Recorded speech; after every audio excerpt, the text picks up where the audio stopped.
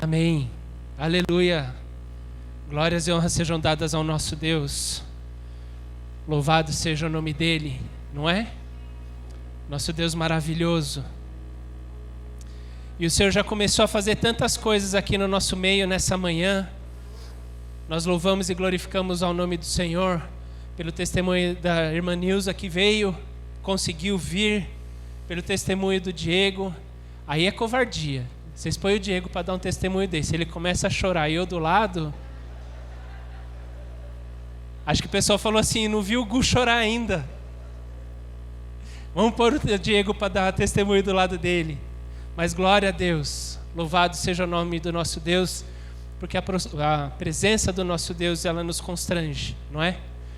E antes de nós começarmos a palavra que o Senhor tem para nós nessa manhã, eu quero convidar a igreja a abrir as suas Bíblias. E eu sei que já foi muito falado a respeito disso, mas eu creio que o Senhor, Ele quer de fato chamar a nossa atenção para esse fato. E eu quero convidar os irmãos a abrir as suas Bíblias no livro de Apocalipse, capítulo 6. Enquanto vocês abrem, eu vou compartilhar com vocês. Eu tenho que usar óculos para ler. Mas se eu uso o meu óculos para olhar longe, eu não enxergo nada. E se eu tento ler, eu não enxergo nada sem o óculos. Então eu não sei se eu vou ficar tirando e pondo ou se vai pelo Espírito mesmo. Mas enfim, vamos lá, acho que nessa distância está bom. Quero compartilhar com os irmãos Apocalipse 6. Nós vamos ver os primeiros 4 versículos, que diz assim, na minha versão: Observei quando o Cordeiro abriu o primeiro dos 7 selos, e então ouvi um dos seres viventes dizer com voz de trovão: Venha! Olhei, e diante de mim estava um cavalo branco, e o seu cavaleiro empunhava um arco, e foi-lhe dada uma coroa, e ele cavalgava como vencedor, determinado a vencer. Versículo 3: Quando o Cordeiro abriu o segundo selo, ouvi o segundo ser vivente dizer: Venha! Então saiu outro cavalo, e este era vermelho. Seu cavaleiro recebeu poder para tirar a paz da terra e fazer que os homens se matassem uns aos outros, e lhe foi-lhe dada uma grande espada. Queridos, eu acho que daquilo que já foi dito por todos aqui que vieram antes de mim na manhã de hoje, é importante que nós, como igreja, estejamos atentos ao seguinte: Jesus está voltando. Jesus está voltando. Os selos estão sendo abertos. Não há tempo para perder tempo.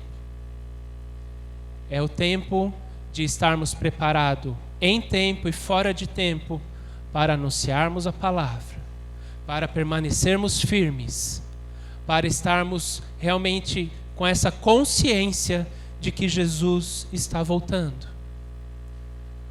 Gu, devemos ter medo? Não. Devemos andar ansiosos, preocupados, apreensivos? Tão pouco. Nós precisamos estar alertas, vigilantes. Devemos estar conscientes de que Jesus está voltando e que nós devemos nos encontrar prontos, preparados. Que nós devemos nos encontrar ansiando a chegada de Jesus. Não porque o mundo vai acabar, mas porque aqueles que com Ele estão e estiverem, irão viver com Ele eternamente. E aquilo que nós conhecemos hoje será transformado, será mudado. Isso é para outro dia. Mas é importante estarmos atentos com o seguinte: Jesus está voltando. Algumas pessoas podem pensar e dizer assim: guerra sempre houve, guerra sempre haverá. É verdade. Mas a palavra ela também diz ali, por exemplo, em Mateus no capítulo 24, que haverá rumores de guerras, haverá guerras, e que isso será o princípio das dores. E apesar de eu ter 2 filhas, eu nunca dei à luz, mas eu acompanhei os 2 partos da minha esposa. E quando o Senhor fala princípio das dores, é princípio das dores de parto. E as dores de parto, e as mulheres que já deram à luz aqui, podem dizer com maior propriedade, elas vão se intensificando à medida que a hora vai chegando. Não quer dizer que vai haver algo que nunca houve antes. Quer dizer que aquilo que talvez sempre ocorra, começará a acontecer numa frequência maior e numa intensidade maior. Numa frequência maior, numa intensidade maior, até que chegue a hora. Estejamos atentos a isso, e a própria palavra, ela nos mostra isso, quando Jesus ele diz assim, que naqueles dias, o nosso mundo, a nossa terra, a nossa humanidade, a nossa sociedade, será como era na época de Noé. Percebam, a humanidade ela não progride, ela regride.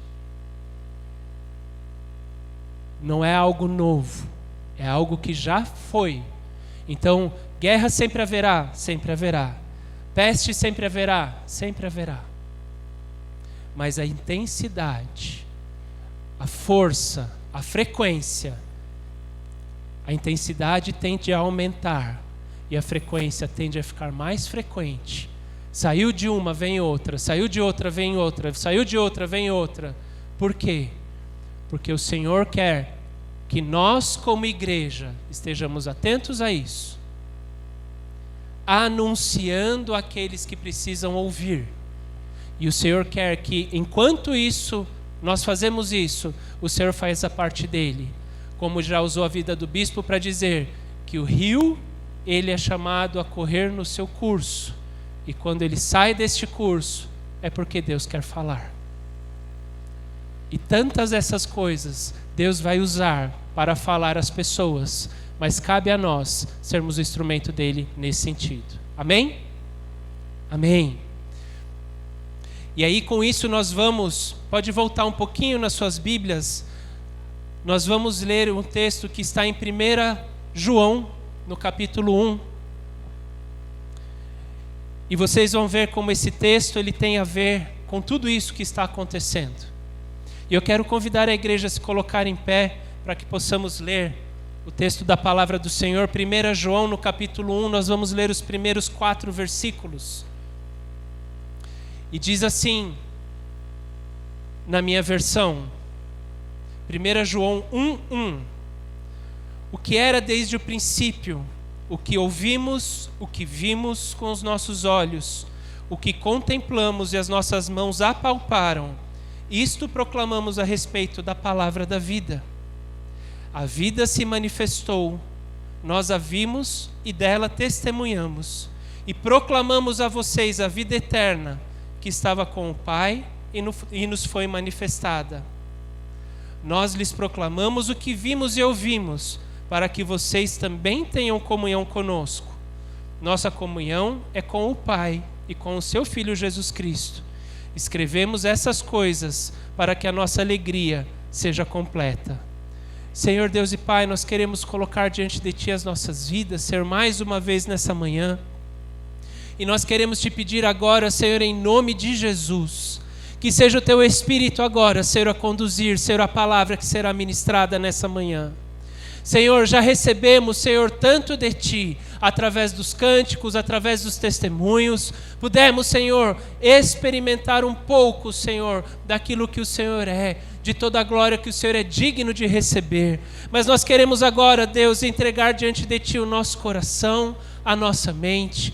Queremos Te pedir em nome de Jesus, que toda a confusão, que todo o levante, que toda e qualquer falta de atenção ou qualquer outro levante do diabo para tirar, Senhor, roubar a semente que será lançada, caia por terra em nome de Jesus. E que o Senhor possa preparar o nosso coração, o Senhor possa preparar a nossa mente, para que, Senhor, possamos receber a porção que o Senhor tem preparado para nós nesta manhã. E que em nome de Jesus, o Teu Espírito possa ministrar a cada um de nós. E que seja o Senhor a conduzir o restante deste culto, como já tem feito até agora. Em nome de Jesus, é o que nós Te pedimos e agradecemos, Senhor. Amém. Aleluia. Podem se assentar, queridos. algum tempo atrás, o Senhor, nós temos, né? Então, o pastor Ricardo, ele compartilhou algum tempo atrás, então, as datas que, quando traríamos, então, a palavra, cada uma das pessoas que o Senhor tem levantado para trazer a palavra aqui.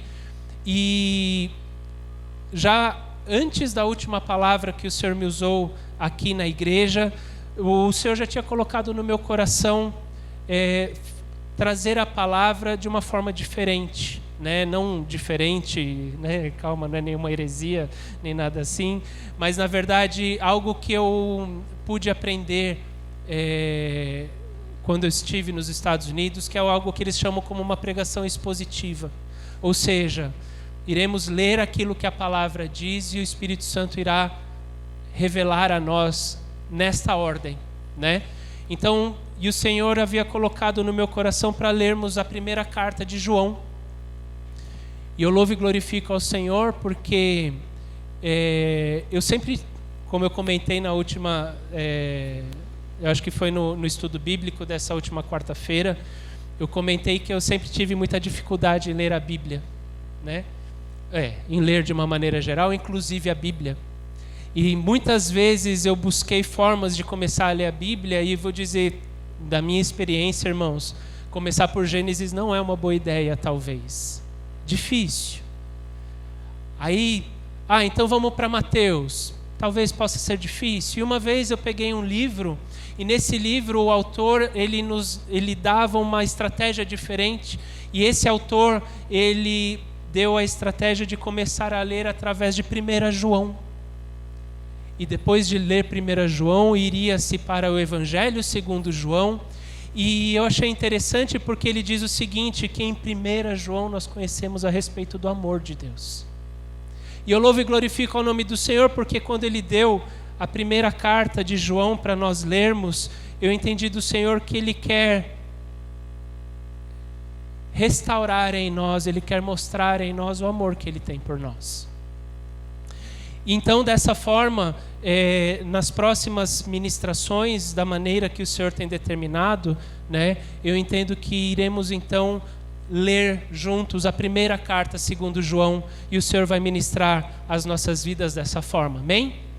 Então, vamos começar por esses 4 versículos, e é importante nós entendermos o seguinte: João, quando ele escreveu essa carta, ele tinha um determinado propósito, e esse propósito, um dos propósitos da carta, conforme da carta que João escreveu, ele está nesses primeiros 4 versículos. E João, ele estava ali escrevendo contra um falso entendimento, uma falsa doutrina, um falso ensinamento a respeito de Jesus que estava emergente na igreja. Qualquer coincidência com os dias atuais é mera coincidência, né? Quanto se tem ouvido sobre falsos ensinamentos, falsos evangelhos, vamos dizer por aí, nos dias de hoje.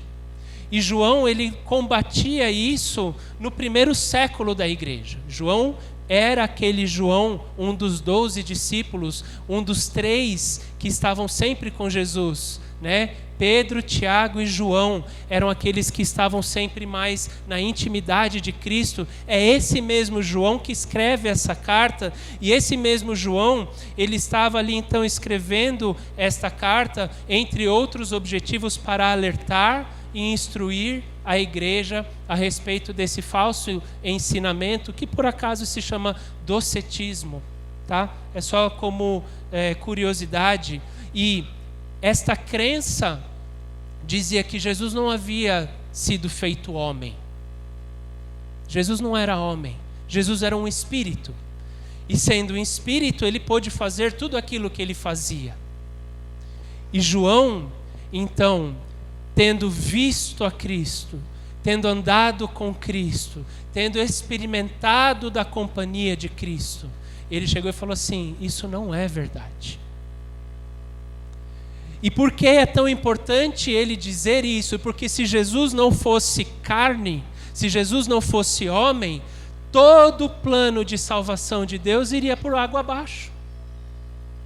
Por quê, Gu? Porque o Senhor Deus declarou lá em Gênesis, no capítulo 3, e eu quero convidar todo mundo a rapidinho dar um pulo lá para o começo da sua Bíblia.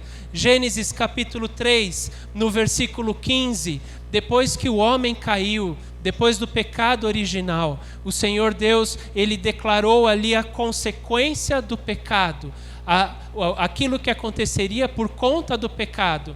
E no capítulo 3 de Gênesis, no versículo 15, o Senhor Deus disse o seguinte, então, ali a serpente, e também, disse ali a serpente, então no versículo 15, porém inimizade entre você e a mulher, entre a sua descendência e o descendente dela, e este lhe ferirá a cabeça, e você lhe ferirá o calcanhar. Então aqui Deus, desde o começo da história, e na verdade a palavra diz em outro lugar, desde a eternidade, Deus já havia determinado que Jesus viria, ele seria feito homem, ele seria feito carne, e ele cumpriria, e ele nos libertaria de todo o pecado.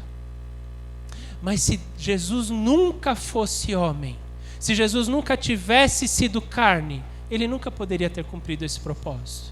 Por isso, então, João se vê no papel, se vê na obrigação de alertá-los a respeito disso. Ok? E João, ele se viu nessa situação, e quantos de nós estamos talvez numa situação parecida? Quantos de nós conhecemos alguém que não conhece o Jesus verdadeiro, que não conhece o Cristo verdadeiro? Quantos de nós têm hoje vivido junto de pessoas que entendem que tudo bem, Deus é amor, vamos amar uns aos outros? Verdade.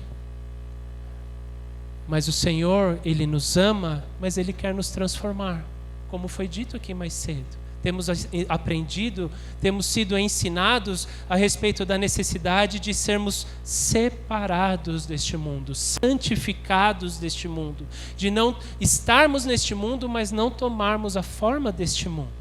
E é dessa forma que o Senhor tem nos chamado. E é dessa forma que o Senhor quer nos usar nesse tempo que nós estamos vivendo. Mas aí a pergunta que fica é: como nós podemos fazer isso?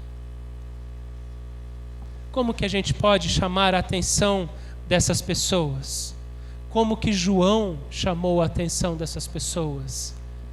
Vamos ver ali de novo, nos primeiros versículos do capítulo 1 de 1 João. Nos primeiros 2 versículos, João ele diz assim: o que era desde o princípio, o que ouvimos, o que vimos com os nossos olhos, o que contemplamos e as nossas mãos apalparam, isto proclamamos a respeito da palavra da vida. A vida se manifestou, nós a vimos e dela testemunhamos e proclamamos a vocês. A vida eterna que estava com o Pai e nos foi manifestada. João pôde rebater esses falsos ensinamentos a partir da experiência que ele teve com Cristo. Como nós vamos conseguir rebater esses falsos ensinamentos? A partir da nossa experiência que nós tivermos com Cristo. Qual é a experiência que temos tido com Cristo? Como é que nós temos encarado a Jesus? Quem é Jesus para nós? Uma vez o Senhor Jesus perguntou aos seus discípulos: quem as pessoas dizem que eu sou? E aí diz que os seus discípulos disseram: uns dizem que você é Elias, outros dizem que você é um dos profetas, outros dizem que você é um profeta. Quem é Jesus para nós? Jesus é aquele Deus distante? Jesus é aquele que na verdade está aqui para atender o nosso desejo, a nossa vontade? Será que Jesus ele é na verdade alguém que eu respeito? Jesus na verdade é alguém que eu já ouvi falar, mas Jesus para mim não faz diferença? Será que Jesus é um Deus distante ou será que Jesus é para mim alguém de relacionamento? Será que Jesus, ele é para mim algo cultural, algo que eu faço? É um costume? Eu falo de Deus se Deus quiser. Eu falo assim, com a ajuda de Deus. Deus abençoe, mas eu nem sei direito o que isso quer dizer. E sabe por que essa pergunta ela é tão importante, queridos? Porque ela não só apenas vai determinar qual é o nosso testemunho aos demais, mas ela vai determinar qual é a nossa postura diante do Senhor. Isso vai determinar qual é a experiência, qual é a ação de Deus na sua vida. Porque se você não crer, se você achar que Jesus só foi um filósofo, se você achar que Jesus só foi uma pessoa muito sábia, Ele nunca vai poder ser o Salvador da sua vida, Ele nunca vai poder ser o Senhor da sua vida, Ele nunca vai poder fazer tudo o que Ele pode fazer. Por isso é importante nós termos consciência de quem Jesus é. E eu quero convidar os irmãos a abrirem as suas Bíblias no Evangelho segundo Marcos, no capítulo 6, o versículo 1.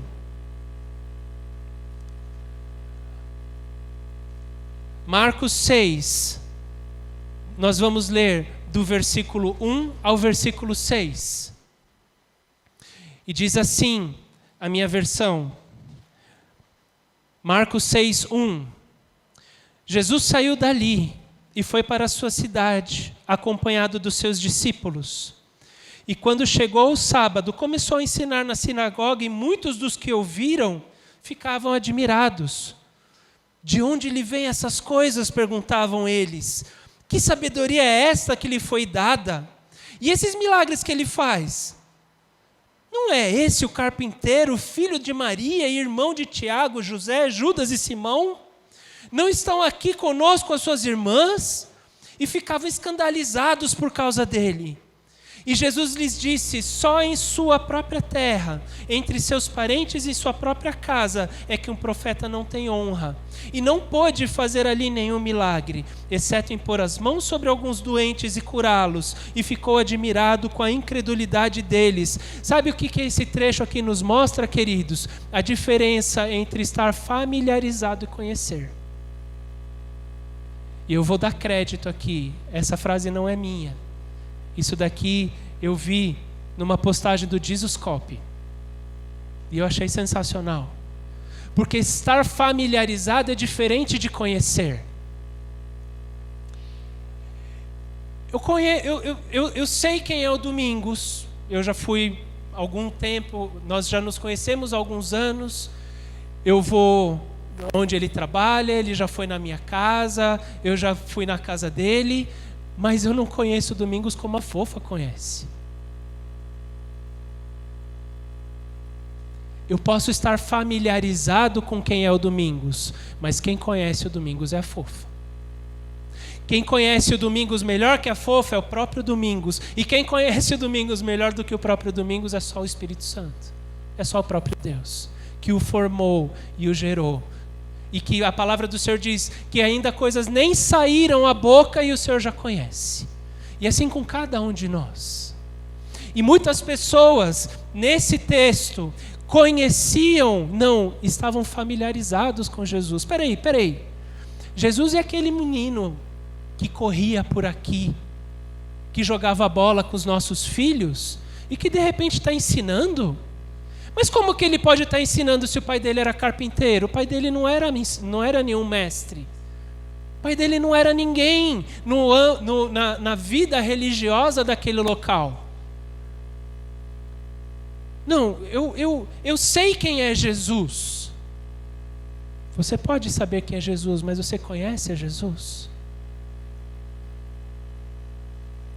Por quê? Porque aqueles que sabiam quem era Jesus, mas não se permitiram conhecer a Ele, não puderam viver aquilo que Deus tinha determinado para eles. Você conhece Jesus ou você está familiarizado com Ele? O vir à igreja é para conhecer Jesus Ou é simplesmente uma rotina? Ou simplesmente para o pastor não ficar pegando no meu pé? Ou simplesmente para o meu pai e para minha mãe não ficarem encrencando comigo? Ou simplesmente para que o meu cônjuge não fique bravo comigo? Ler a Bíblia, será que é para conhecer Jesus? Ou será que na verdade a Bíblia para mim tanto faz? Eu prefiro ler outras coisas. Eu gosto de história de ação. Isso aí. Eu já falei que o meu forte não é leitura. Será que a oração, ela é algo onde eu quero realmente me achegar diante de Deus? Ou é aquela oração que eu faço antes de comer, antes de dormir, depois que eu levanto? Qual é o nosso entendimento a respeito de Jesus? Será que nós conhecemos Jesus ou será que a gente só está familiarizado com Ele? Não, eu sei que Jesus ele foi, que Ele veio sobre a terra, que Ele é Filho de Deus, que Ele foi ali crucificado, que Ele morreu, que Ele ressuscitou. Eu sei sobre isso tudo, tá? Mas e aí? Você já experimentou a Jesus? Você tem um relacionamento com Ele? Porque se você crê que Ele está vivo, logo Ele está vivo. Ele pode conversar, Ele pode ouvir, você pode tocar, você pode sentir, você pode experimentar da presença dEle. Mas se nós não tivermos esse entendimento, se nós não buscarmos conhecer a Jesus, nós poderemos cair nesses falsos enganos. Jesus, Ele tem uma sorte de bênção sobre a sua vida. Verdade, mas Ele não é só isso. É verdade, mas não é isso. Siga os seus sonhos que Jesus vai te abençoar. Não é o que a palavra do Senhor nos diz. Ela diz que nós devemos nos deleitar no Senhor, para que aí Ele possa cumprir o desejo do nosso coração. Não, Jesus, na verdade, Ele te ama como você é, como você está, e pode ficar desse jeito. Não é verdade. Essa não é a palavra do Senhor. A palavra do Senhor, venha como você está, mas o Senhor fala, mas eu te aliviarei, eu te transformarei, eu te renovarei, eu farei você uma nova criatura. Em Cristo tudo se fez novo. As coisas passadas já passaram. Então é importante nós, como igreja, termos a consciência que devemos experimentar ao Senhor, que devemos ter um relacionamento com o Senhor. E agora voltando ali para a primeira carta de João no capítulo 1, vejam que ele diz: o que ouvimos, o que vimos, o que contemplamos, o que nós apalpamos. João teve que dizer que ele apalpou a Jesus. A palavra diz que na Santa Ceia ele inclinou sobre Jesus. A palavra do Senhor diz que eles viveram a Jesus. E João mesmo, ele nos revela, por exemplo, como Jesus se apresentou à sua igreja. E Jesus, existem pelo menos 7 passagens no Evangelho segundo João, onde Jesus diz, eu sou. E aí ele vai dando as características. Jesus, ele disse, eu sou o pão da vida. Eu sou a luz do mundo, eu sou a porta das ovelhas, eu sou o bom pastor, eu sou a ressurreição e a vida, eu sou o caminho, a verdade e a vida, eu sou a videira verdadeira. Jesus também disse que aquele que bebesse da água que ele der, nunca mais voltaria a ter sede. E nós já experimentamos esse Jesus, pão da vida? Porque ele diz que ele é o pão da vida e que aquele que comer do pão que ele dá, nunca mais vai ter fome, nunca mais vai ter sede. E o que está no nosso coração que faz a falta? Qual é o buraquinho que está no nosso coração? Nós já nos alimentamos do Senhor? Né? E aí uma frase também da internet: Jesus é o pão para a gente se alimentar todo dia, não o bolo para a gente só comer em data especial. Será que nós temos nos alimentado do pão da vida? Será que a gente tem conhecido aquele que é a luz do mundo? Ele tem iluminado o nosso caminho? Ou será que a gente continua andando por onde a gente andava? Ou será que nós continuamos andando onde nós andávamos antes, em trevas? Ou será que Ele está sendo a nossa luz? Jesus, Ele diz que Ele é a porta das ovelhas. Ele é aquele pelo qual as ovelhas encontram abrigo. Será que nós temos encontrado abrigo no Senhor? Ele é o nosso bom pastor. Ele é aquele que dá a vida pelas suas ovelhas. Será que a gente tem recebido essa vida? Será que nós temos recebido a ressurreição e a vida? Será que nós temos conhecido o caminho, a verdade e a vida? A gente tem conhecido Jesus? Quem é o Jesus que a gente precisa conhecer hoje? É o Jesus que cura? É o Jesus que restaura? É o Jesus que sara? É o Jesus que trata?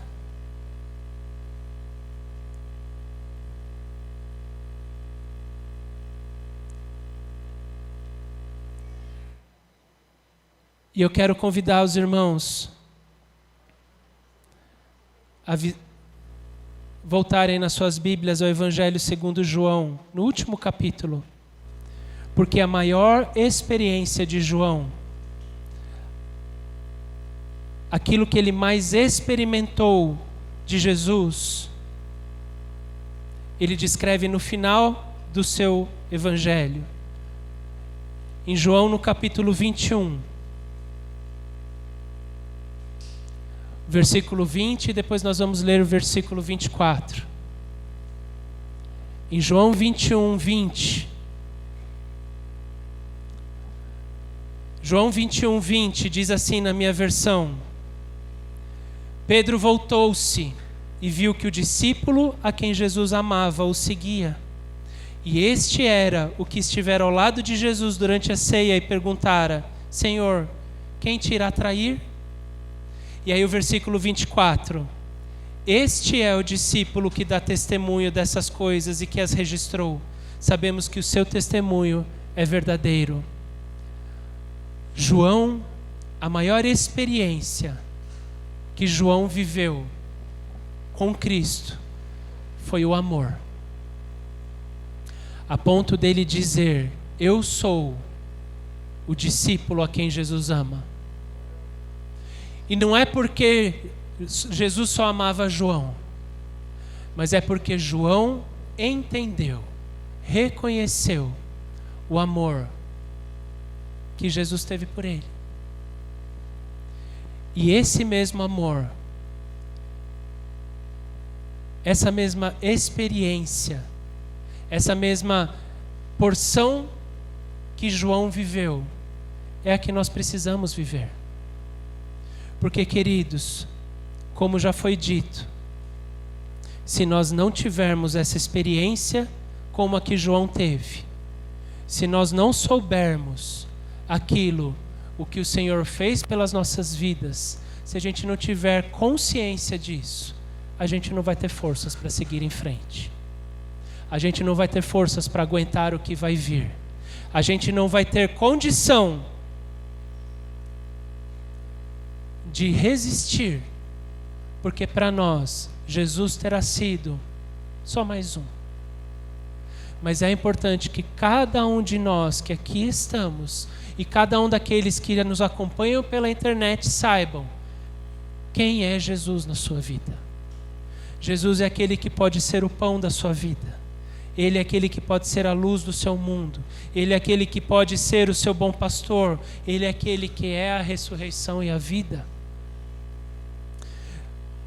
O Senhor é aquele que nos provê, Ele é aquele que nos cura, Ele é aquele que nos salva, Ele é aquele que é a nossa bandeira, Ele é aquele que vai à nossa frente. Quem é o Senhor que você precisa experimentar?